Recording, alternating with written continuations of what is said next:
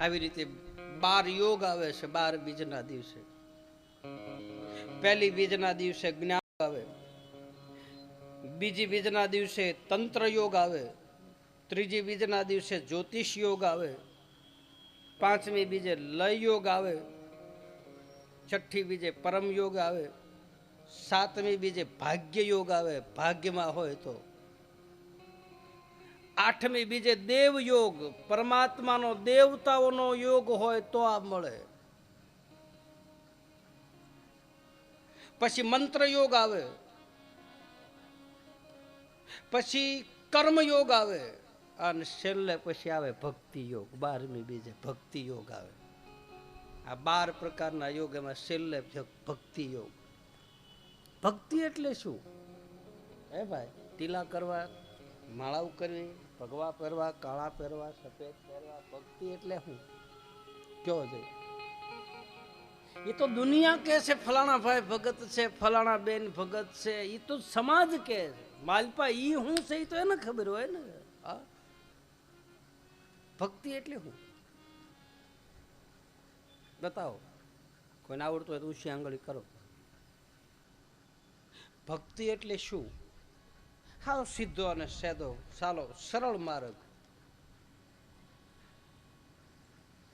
ભક્તિની વ્યાખ્યા આપણા સંતો અને મહાત્માઓ બતાવે છે. રામાયણનો આધાર લઈને કહું, રામાયણમાં લખેલું છે, આ ભાગવતમાં લખેલું છે, ગીતામાં લખેલું, શિવ પુરાણમાં લખેલું, દેવી પુરાણમાં લખેલું, એનો આધાર લઈને હું તમને કહું.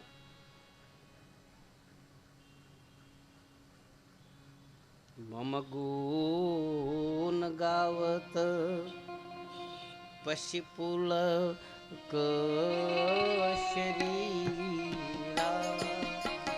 મમ ગુણ ગાવત પુલક શરીરા, ગીત ગદ ગીરા નયન ગાવત પુલક શરીરા,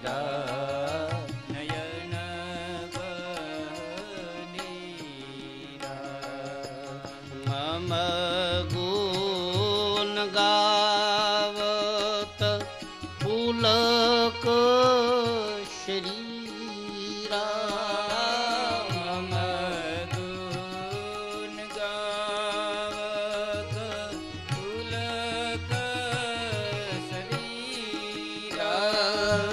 ગદ ગદ ગીરા નયન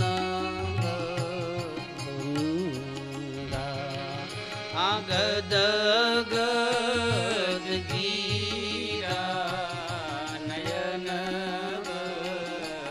નીરા, ગદ ગદ ગીરા નયન. આ એક ચોપાઈમાં તુલસીદાસજી મહારાજે ભક્તિ બતાવી દીધી. ભગવાન રામ અને લક્ષ્મણજી પ્રશ્ન પૂછે, એમાં છેલ્લો પ્રશ્ન કહે છે કે પ્રભુ તમારી ભક્તિ મળી ગઈ કે નથી મળી એ ખબર કેમ પડે? અને ભગવાન રામના મુખમાંથી આ શબ્દો નીકળ્યા, મમ ગુણ ગાવત પુલક શરીરા અને ગદ ગદ ગીરા નયન બહનીરા. ભગવાનનું ભજન કરતી વખતે, સેવા કરતી વખતે, સ્મરણ કરતી વખતે, પૂજા કરતી વખતે, કથા સાંભળતા સાંભળતા, કીર્તન ગાતા ગાતા, કોઈ પણ દેવ મંદિરે ગયા, હરિના દર્શન કરતા કરતા આપણી આંખોના ખૂણા ભીના થઈ જાય અને આપણી આંખમાંથી આહુડા પડી જાય તો સમજી લેવાનું કે આપણામાં ભક્તિ આવી. આ પ્રમાણ, આને ભક્તિ, બીજી કોઈ ભક્તિ છે નહીં. રોવાઈ જાય તો પરાયણે નહીં, એની મેળાએ રોવાઈ જાય તો આહુડા પડી જાય. દર્શન માટે તલસતા હોય, આને કહે છે ભક્તિ યોગ. પછી સજળ નેત્ર જેને કહે છે, જેને દીઠે પછી તોરલ કહે છે, જેને દીઠે પછી મુજા નેણા ઠરે, બાયુ અમને એસા એસા સંતો મળે, પછી આંખોના ખૂણા ભીના થઈ જાય. કોઈ હરિગુરુ સંતને પાળે, તમારી પાસે કરુણાના શેરડા ફૂટે. આનું નામ ભક્તિ.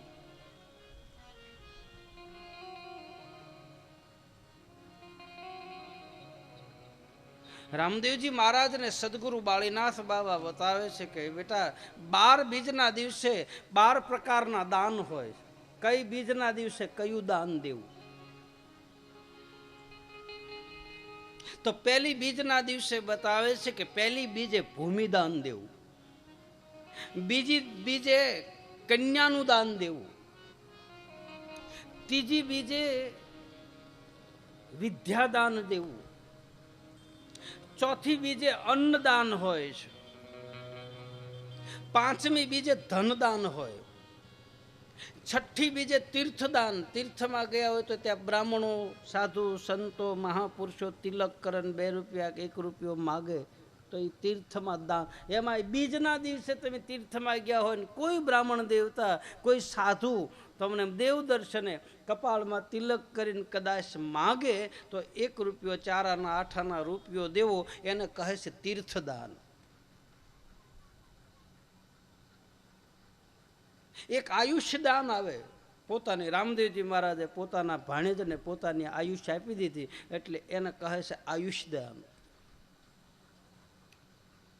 દેહદાન, મરી ગયા પછી આ શરીરનું દાન કરવું, એને પણ દેહદાન કરે. દ્રષ્ટિદાન, કોઈને હારી નજર આપી દેવી, અથવા તો મરી ગયા પછી આપણી દ્રષ્ટિ પણ અત્યારે સરકારે આ સરભંગ પુરાણની માલપા લખેલી વસ્તુ અત્યારે સરકાર લે. એની પાસે આવવા માંડ્યું. દેહદાન અત્યારે માગે, દેહનું દાન. દ્રષ્ટિદાન, આંખ્યું માગે. મરી ગયા પછી આંખ્યું એમ કે કોઈકને કામ લાગે તો દ્રષ્ટિનું દાન આપે. કોઈને બુદ્ધિ પ્રદાન કરીએ, આપણે હારા વિચાર કરીએ, એને હારા માર્ગ ઉપર ચડાવી, હારા વિચાર આપી, એને બુદ્ધિદાન કહે છે. 11મી બીજે ગૌદાન કહે અને 12મી બીજે અભયપદ કહે. અભયદાન, નિર્ભય પદ. 12મી બીજે પછી અભયપદ મળે. અભયદાન, હવે તું સુરક્ષિત છો, હવે તારે કોઈ જાતનો ડર નથી. 184માંથી છોડાવે પછી એને અભયદાન કહે છે. નિર્ભયતા આપી દીધી, પરવાનો આપી દીધો, મોરછાપ લગાડી દીધી. હરિગુરુ સંતના સાનિધ્યમાં બેઠા પછી પ્રમાણપત્ર આપી દીધું. જા બાપ, તું સંત છો, તું ભક્ત છો, તું જ્ઞાની છો, તું વૈરાગી છો, તું મહાન છો, તું સંત છો. આ બધા ભક્તોને જે આપેલા છે ને બિરુદ, એ સંતો અને મહાપુરુષોએ આપેલા છે, એના હાથે નથી લગાડેલા. એને સામે જોયું હોય પછી કીધું ભક્ત જલારામ, ભક્ત પોજલરામ, દાસાનું દાસ સવો. એ સંતોએ આપેલું છે કે તું દાસનો દાસ છો. હનુમાનજી મહારાજે કહ્યું કે હું દાસનો દાસ છું.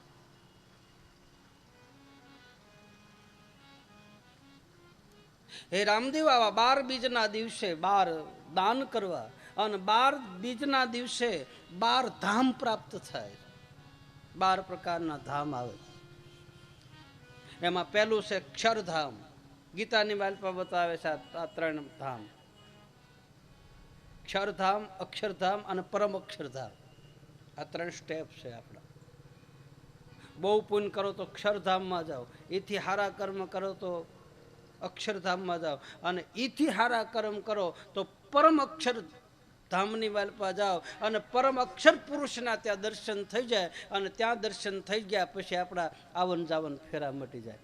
કે મીટ ગયા આવન જાવન ફેરા મટી, આવન જાવન એ જી ફેરા રે નબીજી રે. સમરૂપ સુધરે મન કા મેરા રે.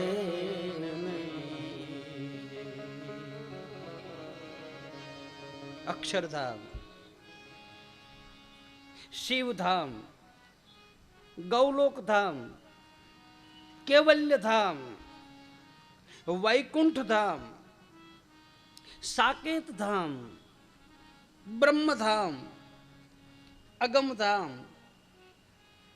અલખધામ, અમરધામ અને પછી નિર્વાણ ધામ.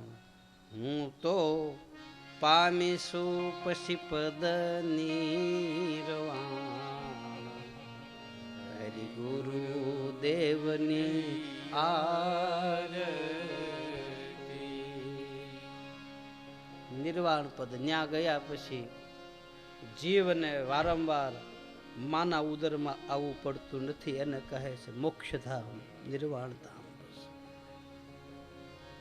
આમાં બધા ધર્મના નામ આવી ગયા. તમે જો, અમરધામ, અગમધામ, સાકેત ધામ, નિર્વાણધામ, વૈકુંઠ ધામ, બ્રહ્મધામ, ક્ષરધામ, અક્ષરધામ. ભગવાન સ્વામિનારાયણનું ધામ આવી ગયું. હા, કોઈ બાકી નથી આમાં. બધાના ધામ, બધાને સરભંગ પુરાણની મેલ પર બધા સરભંગ ઋષિએ બધાને વીણી લીધા, બધાને મૂકી દીધા પ્રમાણ સહિત. અને આવી 12 બીજના વ્રત ધારણ કરે તો હે રામદેવ, ઈ 12 પાપમાંથી મુક્ત થાય. પહેલી બીજના દિવસે બ્રહ્મ હત્યામાંથી મુક્ત થાય. જો મન વચન કર્મથી નિયમથી સદગુરુએ બતાવેલા માર્ગ પ્રમાણે જો આ રીતે બીજને વ્રત ધારણ કરે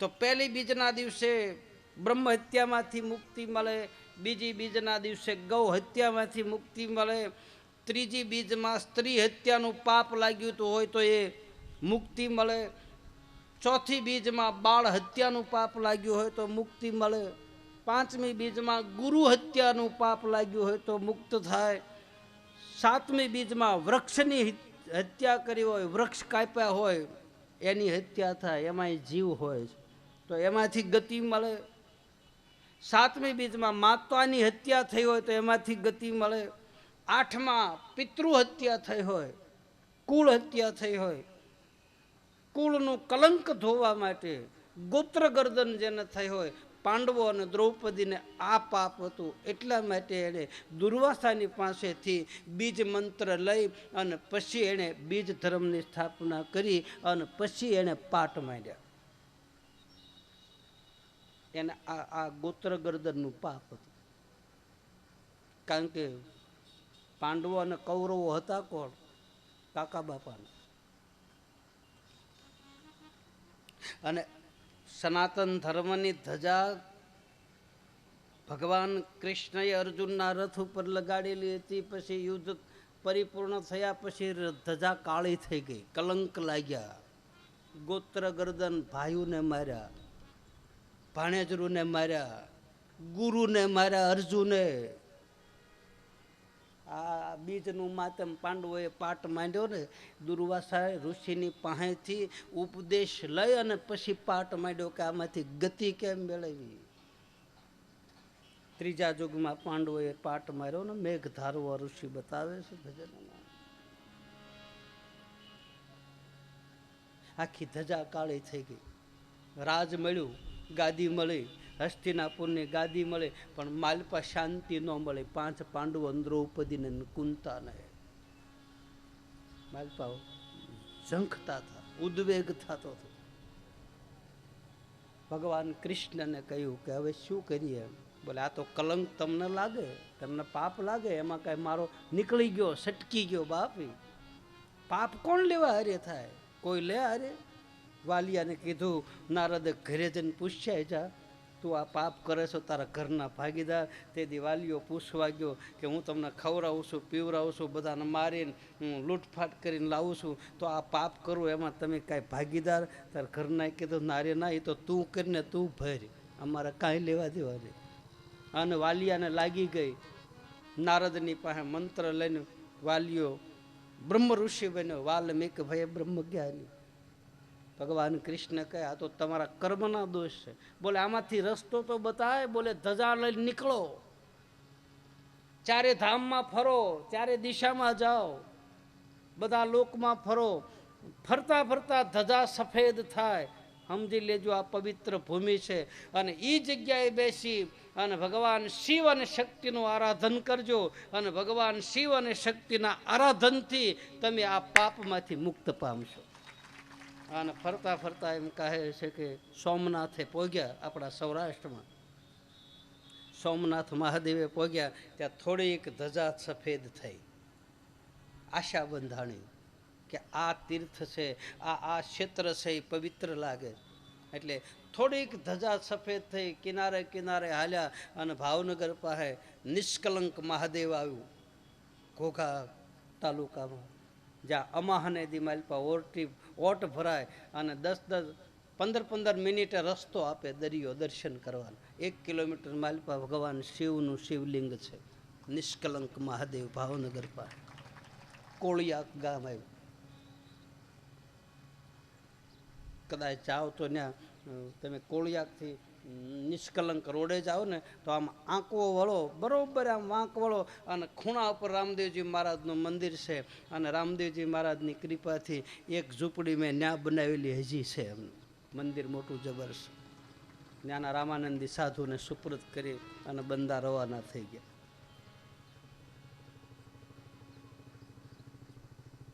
અને બરાબર ત્યાં પહોંચ્યા, ધજા સફેદ થઈ.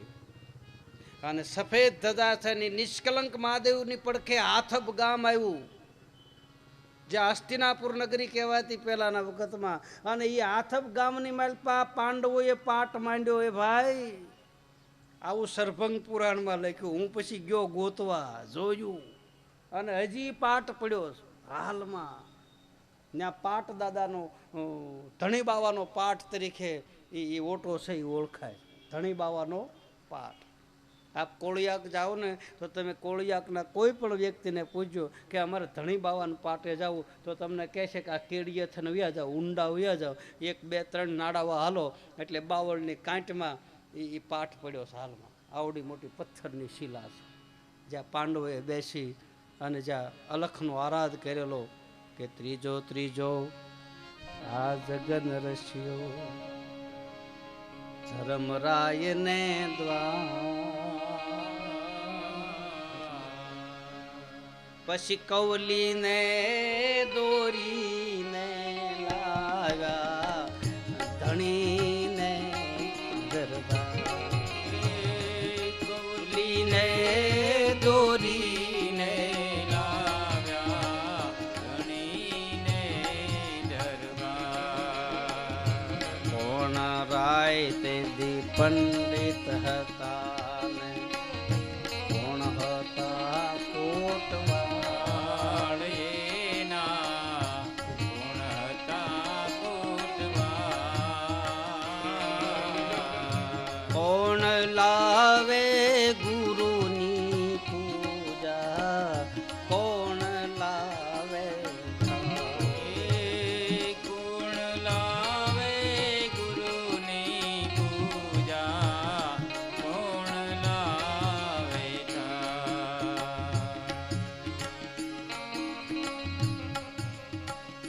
ચોરંગી નાથ તે દી પંડિત હનુમાનજી કોટવાળ. એના હનુમાનજી કોટવાળ.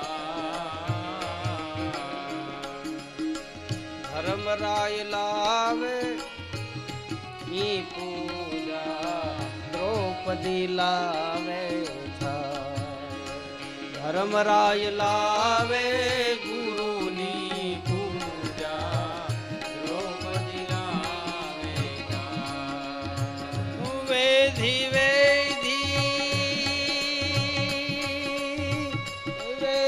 વેધી કવલીને જો ધણીને દરબાર. મારા સાહેબને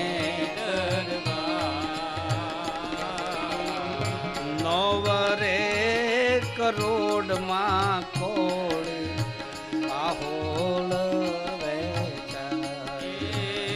નવરે કરોડમાં કોળી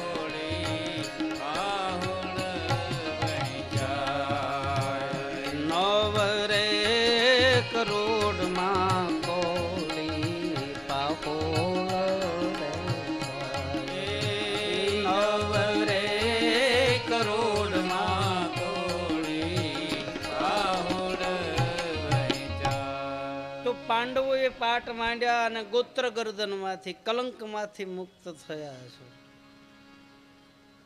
કોઈને કુળ હત્યાનું પાપ લાગ્યું હોય અને પછી છે આત્મહત્યા, કોઈ અકાળે મૃત્યુ પામ્યા હોય અને બીજના દિવસે પાટ માંડી અને અલખનો આરાધ કરે તો એનો ભટકેલો આત્મા છે એ પણ શાંત થાય છે. સરભંગ પુરાણમાં 12 બીજ પુરાણમાં બતાવે સરભંગ ઋષિ.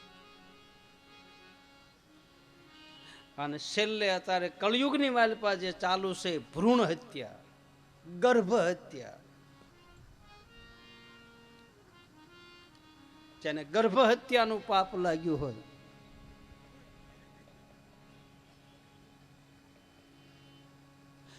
અશ્વત્થામાએ ગર્ભ ઉપર પ્રહાર કર્યો મહાભારતમાં. અભિમાન્યુ ઉદરમાં હતા ને, પરીક્ષિત ઉદરમાં હતા. અર્જુનના પુત્ર અભિમાન્યુ, અભિમાન્યુના પુત્ર પરીક્ષિત ઓતરાના ગર્ભની માલપા હતા. અને ગુરુપુત્ર દ્રોણ ગુરુના દીકરાએ દુર્યોધનના કહેવાથી એ ઉત્તરાના ગર્ભની માલપા બ્રહ્માસ્ત્રનો ઘા કર્યો. પણ ગર્ભને માલપા તોડી નાખ્યો ઉદરની માલપા. દ્રૌપદીએ કહેલું હતું ઉત્તરાને કે હે ઉત્તરા, જ્યારે વિકટ પરિસ્થિતિ આવે ત્યારે આલે આ મંત્ર આપો, આ મંત્રનો જપ કરજે. અને એ વખતે તારી પાસે પરમાત્મા આવી. આ મૂળ બીજ મંત્ર દેખાડ્યો હતો કોડે? દ્રૌપદીએ.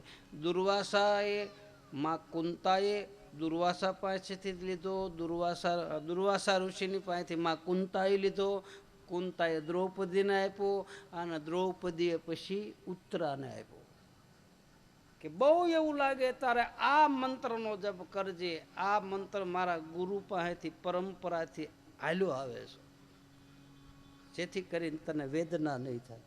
અને એ મંત્રનો જાપ કર્યો તો માલપા ગર્ભ જે તૂટી ગયો હતો એ ગર્ભ હત્યા થઈ ગઈ હતી. એ બીજ મંત્રનો જપ કરવાથી ગર્ભ પાછો હંધાઈ ગયો અને એમાંથી પાછો પરીક્ષિતનો જન્મ થયો.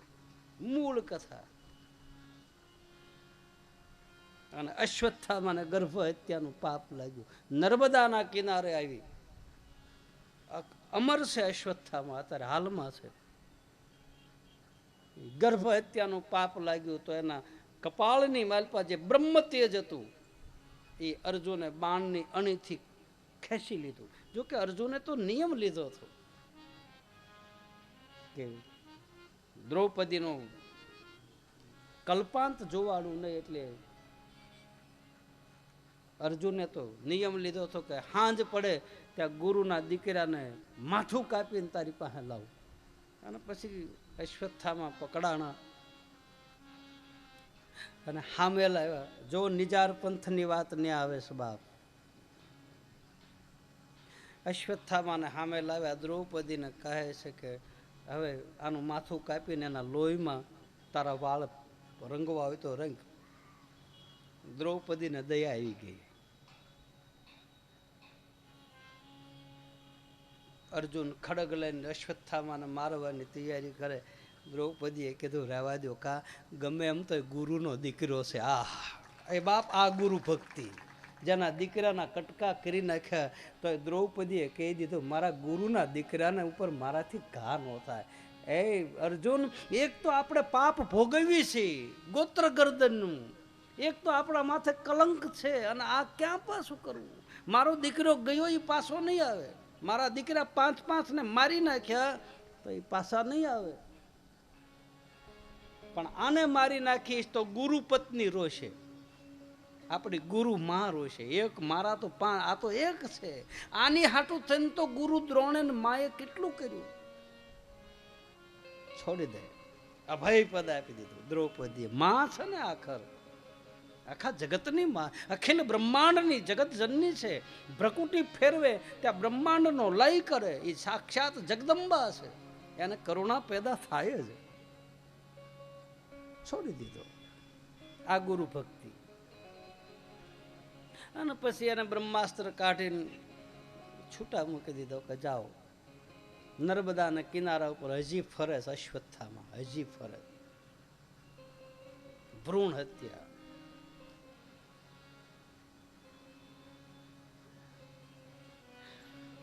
બાર બીજના દિવસે આવા 12 પાપમાંથી મુક્ત થવાય છે.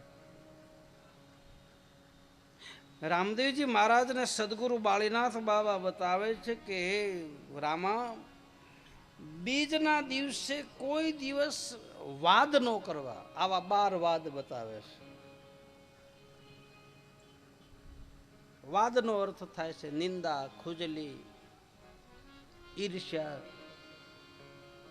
પેલા તો તમે બીજ રહ્યા પછી કોઈ દી વિખવાદ નો.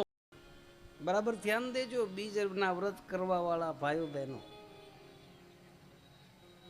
બીજના વ્રત કર્યા પછી વિખવાદ પેદા થાય એવા શબ્દ ન બોલવા. સાપીને કોક રહેતા હોય તો એને રહેવા દેવા, એમાં વિખવાદ પેદા ન કરાવો. પહેલી બીજ. બીજી બીજના દિવસે વિવાદ ન કરવા. એમી આમને તેમી પૂરા ને એમી અધૂરા ને તમારામ કાંઈ ને અમારામ કાંઈ ને. આ વિવાદથી આઘું રહેવું છે બીજ પાળતા હોય. વિવાદમાં ન પડવું.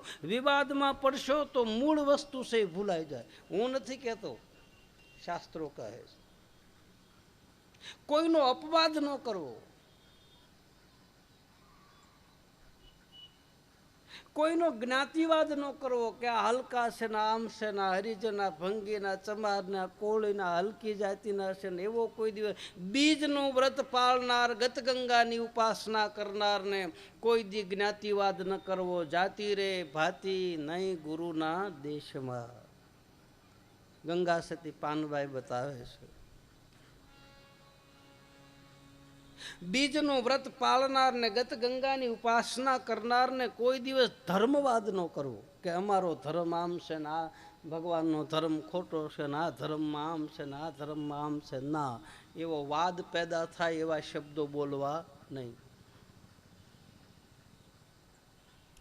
ગત ગંગાની ઉપાસના કરનારા, બીજ ધર્મને માનનારા કોઈ દી કર્મવાદ ન ઉભો કરવો કે અમારું આ કર્મ છે ને અમારે આમ કરવાનું. ના, કર્મવાદ થાય એવું ન કરવાનું. આપણું કર્મ આપણે કરવાનું.